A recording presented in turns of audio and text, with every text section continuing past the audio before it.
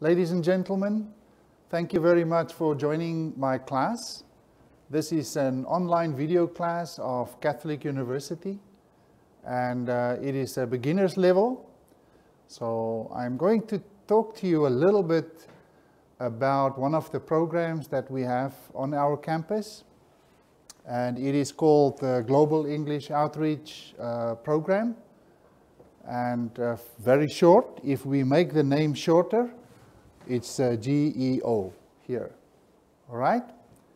So I want you to listen carefully because I'm going to explain to you exactly what we are doing in this program.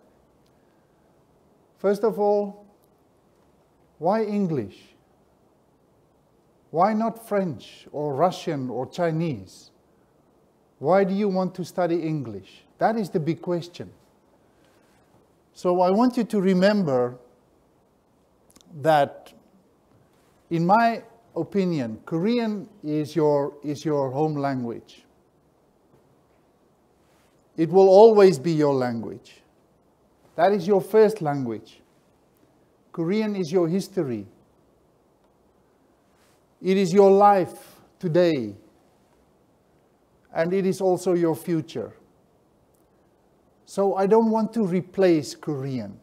I think you should be proud to speak Korean and to be Korean. But I want to give you a tool.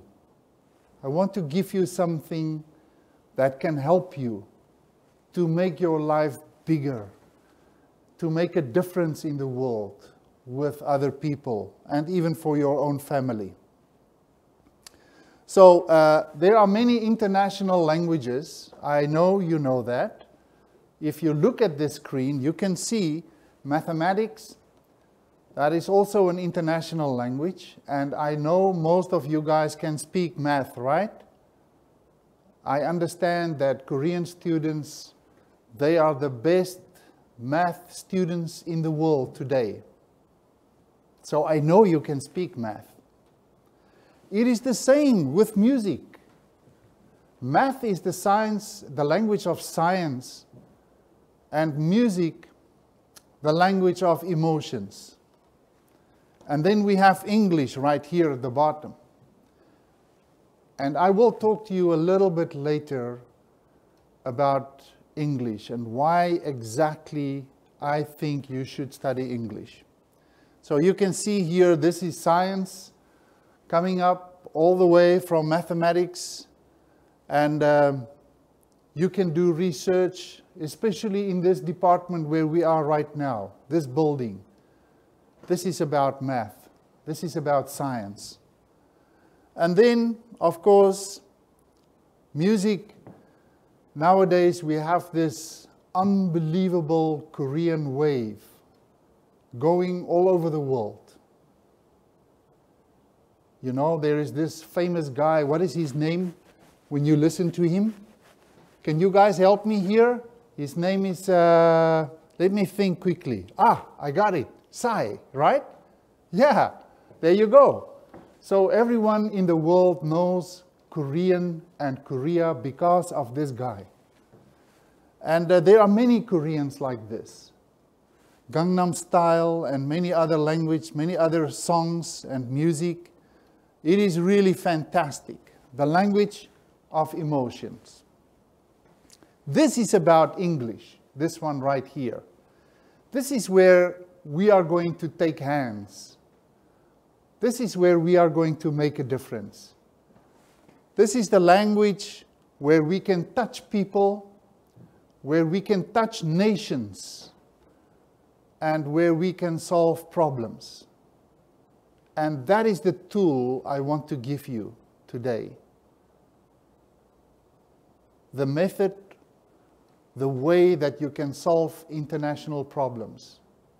Also national problems. Family problems. Your own problems. We can do that if you can communicate in English, right? First of all, I want you to look at this. This is about poverty.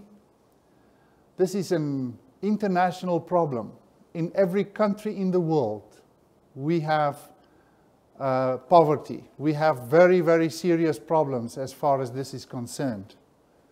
We need to solve this problem. And then, what a place. I know you know this place, guys. Right? This is the United Nations. And there is a very famous guy sitting here, right over there. You know his name? That is Mr. Come on, Ban Ki-moon, right? That is Mr. Ban Ki-moon, trying to solve very big and very important problems in the world. And then environmental issues. That is why I am saying that English is a problem-solving language. It is a problem-solving language. You have to understand that. Okay, let's move on. There are different ways of teaching English, different philosophies, teaching methods. And I want to talk to you about two schools, right? The first school is an old school method, the old way of thinking about studying a second language. And the second way is a natural approach to study English. All right. So, this is the old school method, and I know you know this because you've been there and you've done that. Okay, this is an old classroom situation. And students are sitting in these classrooms by their thousands. And they have to study and study and study. But you know, the problem is, when they have finished studying English for years, they still cannot speak English. And what is the reason for that? Listen to me, guys. There must be a reason for that. So I want to just move on a little bit. When they study here, they focus specifically on grammar and vocabulary. They have to memorize, memorize, memorize. It never stops. And then you have to write tests and tests and tests. You know that. I mean, when you are finished with high school, that is only the beginning of your test life. After high school, you have to finish TOEIC. You have to finish TOEFL and OPIC. And you need a really, really good score in those tests if you want to get a good job. So this is the beginning of studying English the old school way. And I want to change that. I really want to change that. You can also study English abroad, you know. If you go to this place right here, this is an academy, an English academy, and this is actually not in Gangnam. It looks like an academy in Gangnam, right?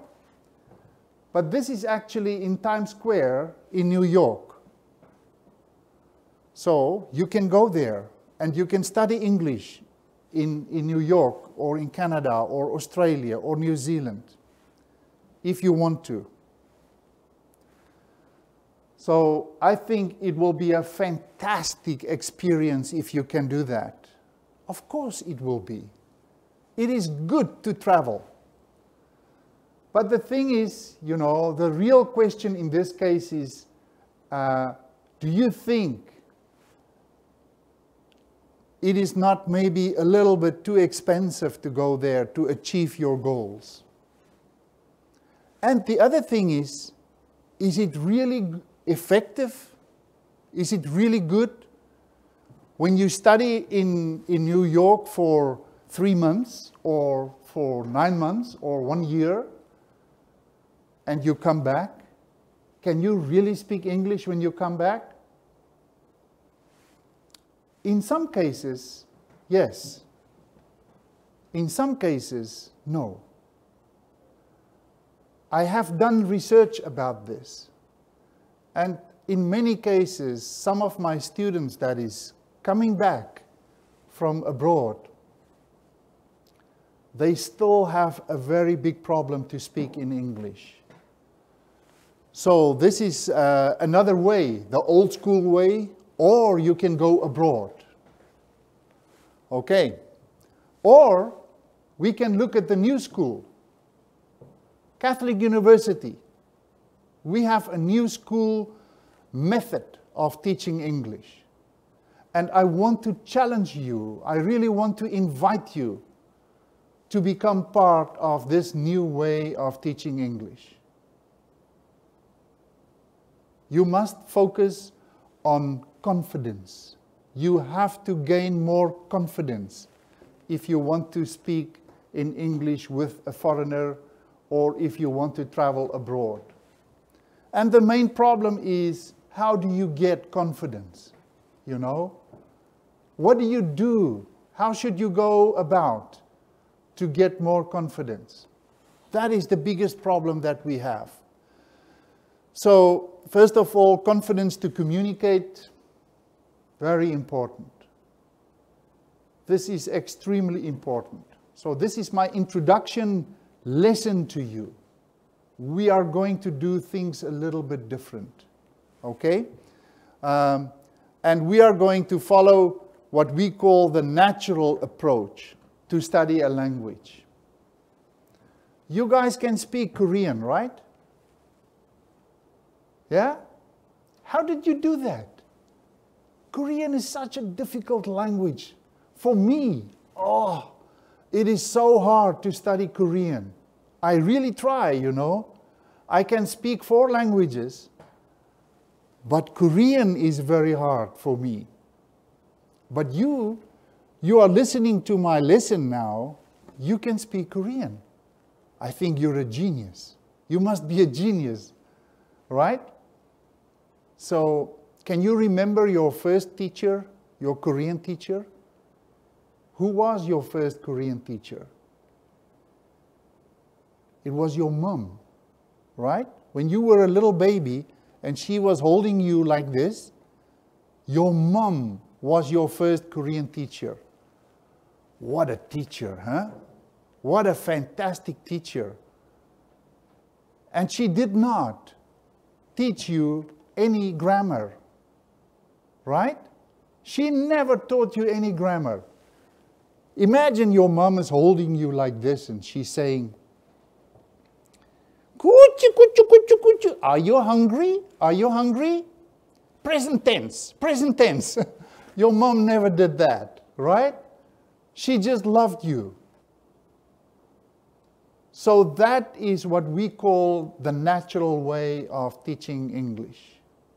So we are going to focus on a natural way, which means we will follow this system here. First of all, you must be able to speak English.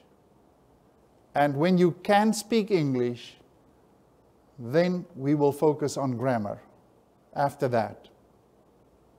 That is how you studied Korean, right? That is exactly how you studied Korean. So that is exactly how we are going to teach English in this department. Okay, so we want to create opportunities, new opportunities for you in our department so that you can study English in different ways. So we will create new settings outside our classrooms. I want to invite you to come to our global lounge where you have to go during the semester, and you have to speak to one of our other Korean students and learn from the student to speak over and over and over in English. So basically, what I am saying to you, I would like to summarize. We have a program on our campus at this stage that will help you to gain more confidence to speak in a second language. We have a lot of experience in this field, and we are going to focus on this experience to help you to move on to a new level. We will simulate situations where you can practice the way where you can speak in English. So, ladies and gentlemen, this is our first class, our first lesson, and I want to thank you for listening to my class. Next time, when you sign up again, we are going to talk about not only about the introduction, but we are going to move on to a new level. So please come back and listen to me again. Thank you very much.